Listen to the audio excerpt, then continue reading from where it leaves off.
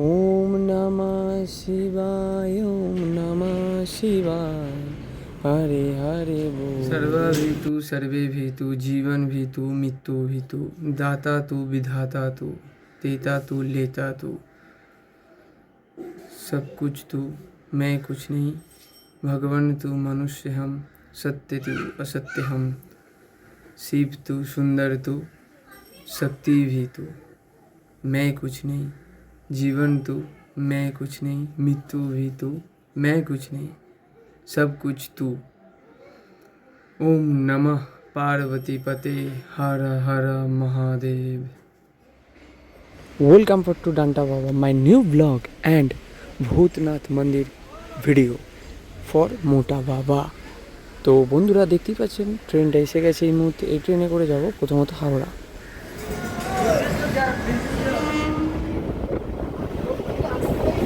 এখন চলে এসেছি বন্ধুরা লঞ্চঘাট। তো তোমরা বুঝতেই পারছো যে আমি কোথায় যেতে চলেছি। লঞ্চঘাট পেরিয়ে পরেরটা দেখা হচ্ছে। আমাদের লঞ্চ এসে গেছে বন্ধুরা এই মুহূর্তে। আমরা লঞ্চে উঠতে চলেছি। আমার এই দুই বন্ধু যাচ্ছে আমার সাথে, শ্রীকান্ত আর সুরজিৎ। হাওড়ার ব্রিজের নিচ থেকে বা সাইড থেকে এত সামনে থেকে হাওড়ার ব্রিজটাকে খুব সুন্দরই লাগে বন্ধুরা। এটা একটা দূরের শ্যুট। প্রথমত আমি যে লঞ্চে আছি এই মুহূর্তে সেই লঞ্চের ভিতরে কত ভিড় একবার আপনারা দেখে নিন। এগুলো সব পেরাই বাবার ভক্ত। এরা যাচ্ছে সবাই ভূতনাথ বা মোটা বাবা। এই 45 ফুট বা 48 ফুটের শিব ঠাকুরটাকে সামনে থেকে দেখবার খুবই ইচ্ছা ছিল, কিন্তু বন্ধুরা যেতে পারিনি।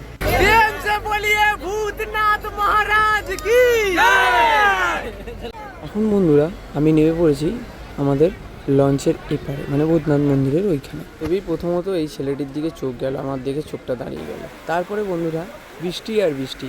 এখানে কেটে গেল 1 ঘন্টার মতো প্রায়।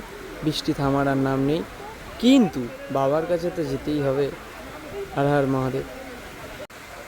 জীবনে সবাই এই আনন্দ উপভোগটা করতে চায়, বাট সবাই পারে না। কিন্তু আমি আশা করি আমি পেরেছি এই আনন্দ উপভোগ করতে।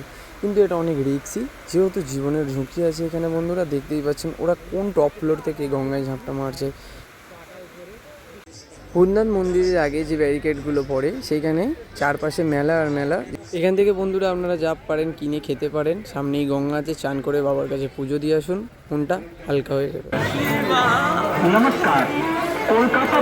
আর কিছুটা দূরেই বাবাকে দেখতে পাবো। গেলে একটা লাইন আছে, সেই লাইনটা পেরিয়ে। তার আগে বন্ধুরা আপনাদেরকে জুতো খুলতে হবে এই দোকানগুলোয়।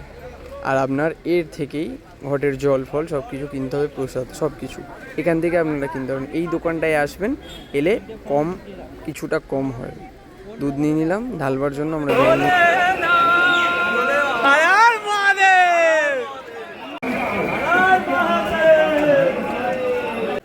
ভূতনাথ মন্দিরের ভিতরে ঢুকে বন্ধুরা আপনারা যেটা দেখতে পাবেন, এটা হচ্ছে লাইনের ব্যারিকেড করা আছে। এই লাইনগুলোর মধ্যেখানে সবাই গলে গলে যেতে হবে প্রথমত। দ্বিতীয়ত লাইন থাকে, যেহেতু সেই সময় আপনারা দেখতে পাচ্ছেন বৃষ্টি উঠছিল, তো লাইন সেরকম কিছুই ছিল না। আমরা অনেক তাড়াতাড়ি ঢুকে বাবার কাছে ঢুকে গেছিলাম। আরে প্রেম সে বলো ভূতনাথ মহারাজ কি জয়, ভূতনাথ মহারাজ কি জয়। জল ঢেলে বন্ধুরা বাবাকে লাস্টবারের মতো দেখে এখান থেকে আমরা রওনা দিলাম। ভূতনাথ মন্দিরের ঠিক সামনে থেকে তার অপোজিট সাইডে এই রাস্তাটা পড়ে। এখান থেকে যেতে হয় রেলটা টপকে বাবা মোটা বাবার কাছে। তো চলো দেখা যাক মোটা বাবার কাছে গিয়ে তাকে কীরকম দর্শন পেতে পারি, বা তার দর্শন কীরকমভাবে পেতে পারি। এটা হচ্ছে মোটা বাবার গেট। এখান থেকে ঢুকলেই আপনি একটি খুব বড় শিবলিঙ্গ দেখতে পাবেন। আর হ্যাঁ, সেটারই নাম মোটা বাবা। তো মোটা বাবা কি জয়। আপনারা সবাই কমেন্টে এটা লিখুন।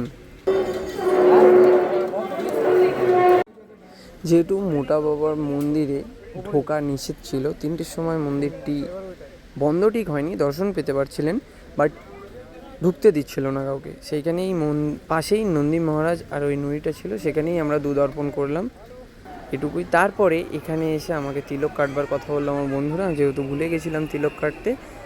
আর লাস্টে কাটাটাই বেটার, তিলকটা অনেকক্ষণ থাকে মাথায়। তো এটা খুব সুন্দর লাগলো। হর হর মহাদেব সবাই কমেন্টে লিখবেন।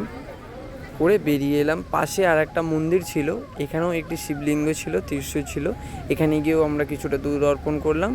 শুরু থেকে শেষ অবধি যদি মুহূর্তগুলো বন্ধুরা ভালো লেগে থাকেন তো লাইক করুন, কমেন্ট করুন। বাই।